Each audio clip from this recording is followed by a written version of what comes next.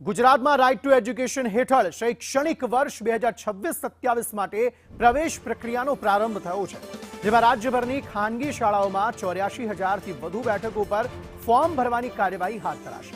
વાલીઓ આજથી એટલે કે 4 એપ્રિલથી 17 એપ્રિલ સુધી સત્તાવાર પોર્ટલ પર ઓનલાઈન ફોર્મ ભરી શકશે। આ વર્ષે ખાસ સુવિધા રૂપે વિદ્યાર્થીઓ પાળી પદ્ધતિનો વિકલ્પ પણ પસંદ કરી શકશે, જ્યારે પ્રવેશ પ્રક્રિયામાં નિયમો મુજબ અનામત વર્ગના વિદ્યાર્થીઓને અગ્રતા આપવામાં આવશે। ગુજરાતી માધ્યમ માટે કુલ 41,411 બેઠકો ફાળવવામાં આવી છે, જ્યારે અંગ્રેજી માધ્યમની શાળાઓમાં 40,262 બેઠકો પર પ્રવેશ આપવામાં આવશે।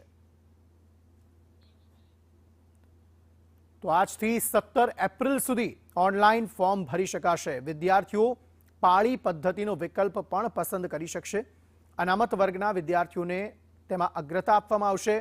ગુજરાતી માધ્યમમાં 41,411 બેઠકો છે, જેના પર પ્રવેશ અપાશે, જ્યારે અંગ્રેજી માધ્યમમાં 40,262 બેઠક છે, જેના પર પ્રવેશ આપવામાં આવશે।